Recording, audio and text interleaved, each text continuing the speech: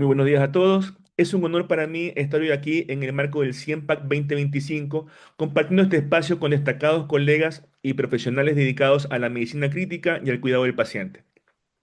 Mi nombre es Mario Estrada, soy médico especialista en medicina interna y subespecialista en medicina intensiva. Actualmente me desempeño como intensivista en la unidad neurocrítica de la Clínica Indisa, donde formo parte de un valioso grupo de profesionales. Y hoy tengo el privilegio de compartir un tema interesante que espero que sea enriquecedor para todos ustedes. Muchas gracias. El tema a estudiar esta mañana son los principios hemodinámicos en el paciente crítico, la valoración más allá de las cifras. Deseo mencionar que no tengo conflictos de intereses para poder dar esta charla. Para los que trabajamos con pacientes críticos, la monitorización hemodinámica constituye una de las herramientas fundamentales en el manejo de estos pacientes, ya que nos aporta información esencial tanto para el diagnóstico del estado circulatorio como para la valoración dinámica de la respuesta a nuestras intervenciones terapéuticas. Su interpretación debe integrarse siempre en el contexto global del paciente, considerando la fisiopatología, la evolución clínica y la respuesta individual a los tratamientos instaurados. Por esta razón, el Dr. Pinsky propuso un conjunto de principios hemodinámicos fundamentales, concebidos para orientar la evaluación y el manejo hemodinámico en el paciente crítico. Estos principios basados en la fisiología cardiovascular ofrecen un marco conceptual sólido para comprender las alteraciones hemodinámicas observadas en nuestra práctica clínica. A continuación, vamos a describir estos principios para facilitar su aplicación en el análisis de los pacientes de nuestras UCIs. Los principios hemodinámicos propuestos por el Dr. Pinsky son 5 y son los siguientes. Número 1. La taquicardia nunca es buena. Número 2. La hipotensión siempre es patológica. Número 3. La presión venosa central solo se encuentra elevada en la enfermedad. Número 4. No existe el gasto cardíaco normal. Y número 5. El edema periférico solo es de importancia cosmética. Así que vamos a detallar cada uno de estos principios. Principio número 1. La taquicardia nunca es buena. En este artículo del Journal of Intensive Care Medicine, donde el Dr. Sanford con sus colaboradores se hacen la siguiente pregunta. ¿Tener un episodio de taquicardia sostenida se asocia a mayor mortalidad a 90 días en pacientes críticos? Entendiendo como taquicardia sostenida a una frecuencia cardíaca por encima de 100 latidos por minuto por mayor o igual a 11 de 12 horas y hacen un análisis retrospectivo de la base de datos MIMIC 3, que esta es una base de datos pública de alta calidad con registros detallados de UCI de más de 40.000 pacientes adultos. Entonces, seleccionan 31.513 pacientes adultos cuya estancia en la UCI supera las 24 horas y evalúan los resultados de la supervivencia a los 90 días. Los resultados son los siguientes. Los pacientes con taquicardia sostenida muestran una mortalidad del 30% a diferencia de los que no tienen taquicardia con una mortalidad de un 14%. En el análisis multivariable, la presencia de taquicardia sostenida se asoció a un aumento progresivo independiente del riesgo de mortalidad a 90 días, mostrando un odds radio de 1,52 en el modelo simple, 1,72 con ajuste avanzado y un odds radio de 2,03 con un intervalo de confianza de 1,90 hasta 2,16 en el modelo completo, incluso después de ajustar por la frecuencia cardíaca media en UCI. Esto demuestra que la taquicardia sostenida, más que la frecuencia cardíaca media, es un marcador de disfunción fisiológica y de mal pronóstico, duplicando el riesgo de muerte independientemente de otros factores de gravedad. En esta gráfica de Kaplan-Meier observamos la probabilidad de supervivencia en relación al número de días, donde los pacientes con taquicardia sostenida presentan una curva de supervivencia significativamente peor. En esta figura muestra que el impacto de la taquicardia sostenida sobre la mortalidad a 90 días es dependiente tanto de la intensidad, es decir, mayor frecuencia cardíaca, como de la duración del episodio. Existe una relación dosis-respuesta que menciona que cuanto más elevada es la frecuencia cardíaca y más prolongado es el episodio, mayor es el riesgo de muerte. Esto refuerza que tanto la intensidad como la duración de la taquicardia son parámetros relevantes para el pronóstico. Recordad que la taquicardia indica activación adrenérgica, que puede ser por sepsis, hipovolemia, dolor o fiebre. Un láctico sérico mayor de 2 milimol sobre litro también se correlaciona con mal pronóstico. Tanto la taquicardia como el lactato son biomarcadores tempranos de disfunción circulatoria y deben corregirse identificando y tratando la causa. Así que podemos concluir que el único paciente a salvo en la UCI es el que tiene una frecuencia cardíaca menos de 90 latidos por minuto y un lactato menos de 2 milimol por litro. Entonces, tu trabajo no ha terminado si tu paciente continúa con taquicardia. Y detener taquicardia implica corregir la causa que lo está provocando. Principio 2. La hipotensión siempre es patológica. En este artículo de la revista Intensive Care Medicine con título Relación entre la hipotensión en la UCI y la mortalidad y morbilidad hospitalaria en pacientes sépticos, es un estudio multicéntrico de Maheshwari realizado en más de 8.700 pacientes sépticos en UCI, que demostró que los riesgos de mortalidad, AQI y daño miocárdico aumentan progresivamente con la profundidad y la duración de la hipotensión. No solo se evidenció un umbral de seguridad de PAN de 65, sino que incluso PAN por debajo de 85 ya se asoció con mayor riesgo. Estos hallazgos fueron la premisa de que toda hipotensión es patológica y que en sepsis mantener la PAN por encima de 65 es beneficiosa. Yendo a la gráfica, para mayor claridad, muestra que tanto la profundidad como la duración de la hipotensión se asocian directamente con la mortalidad hospitalaria. En el panel A evidencia una relación dosis-respuesta entre la reducción de la PAM ponderada por el tiempo y el riesgo de muerte.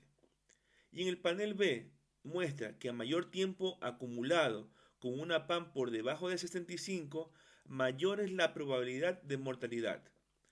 Estos datos refuerzan que toda hipotensión es patológica y que es fundamental evitar incluso episodios breves o leves de hipotensión en pacientes sépticos.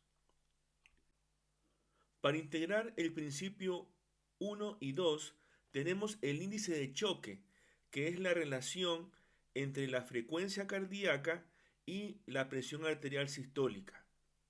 Cuando tenemos un paciente con índice de choque mayor a 1, quiere decir de que este paciente se encuentra inestable, que requiere un pronto diagnóstico y una adecuada intervención.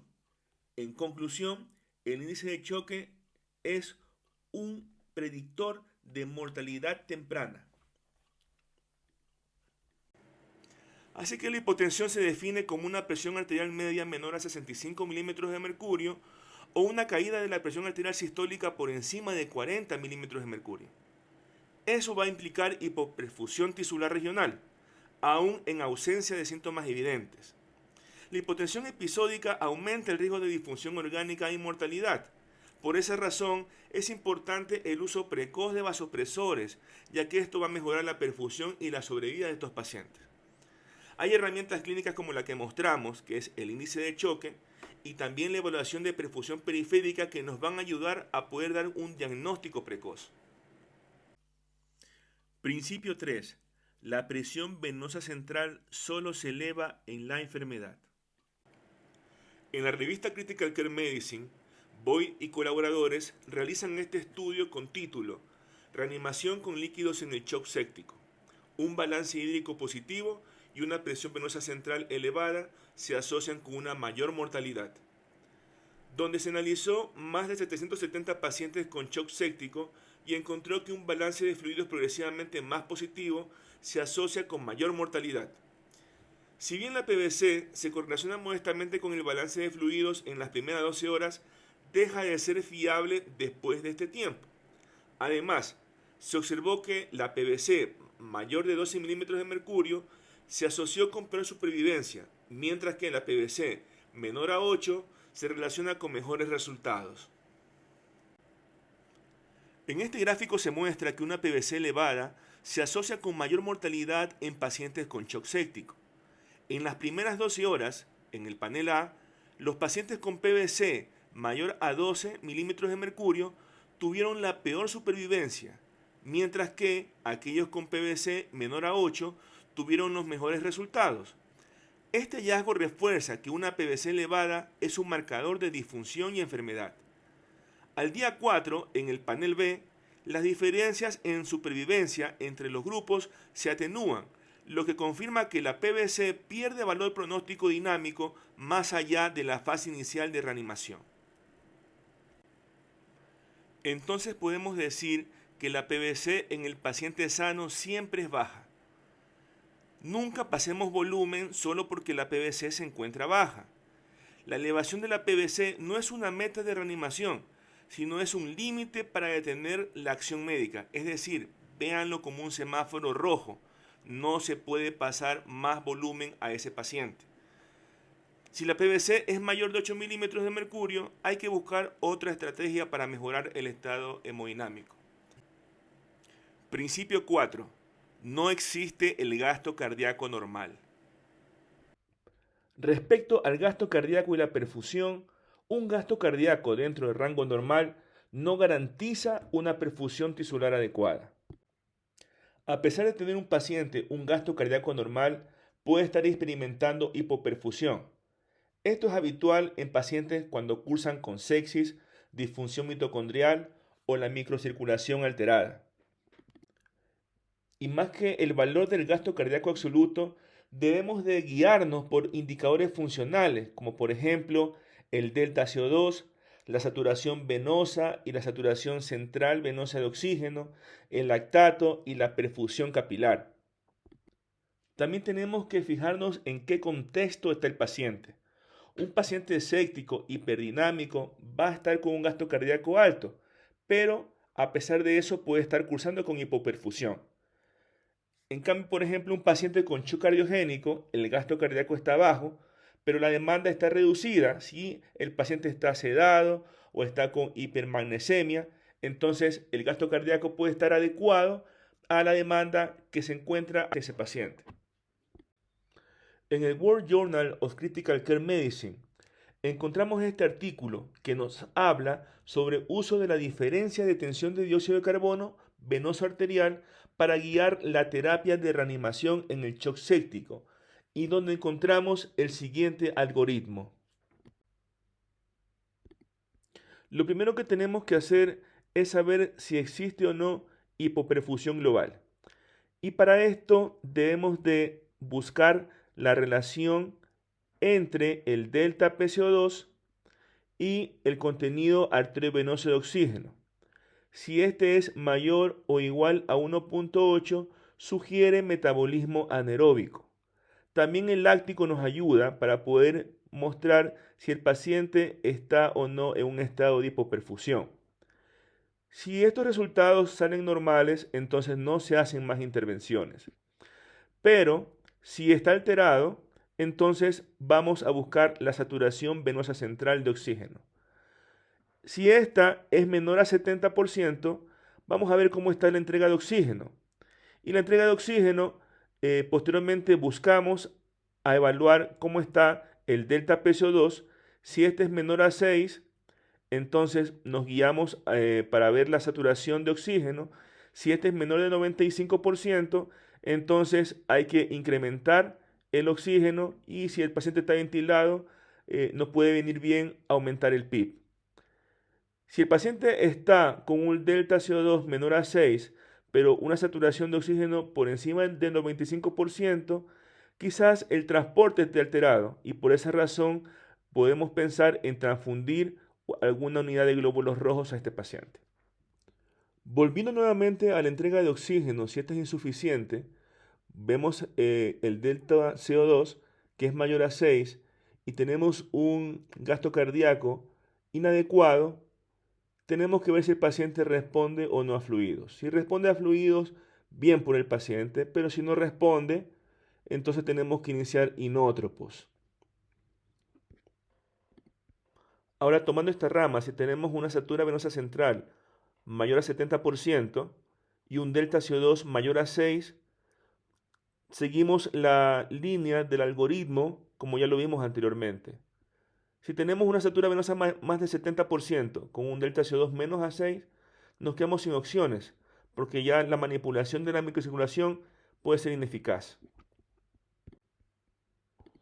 Entonces, resumiendo este punto, lo relevante no es el valor absoluto del gasto cardíaco, sino su adecuación a las demandas metabólicas.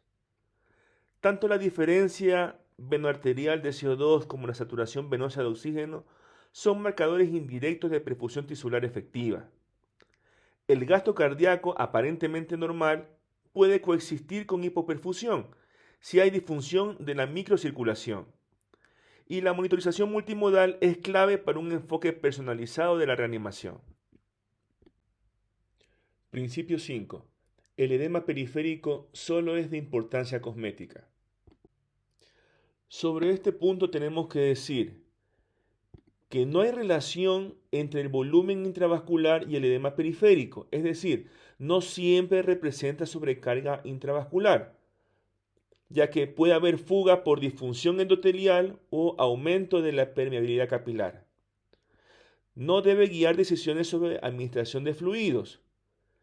Considerar que un paciente no está sobrecargado de volumen porque no tiene edema periférico o que un paciente está sobrecargado de volumen solo porque tiene edema periférico es incorrecto.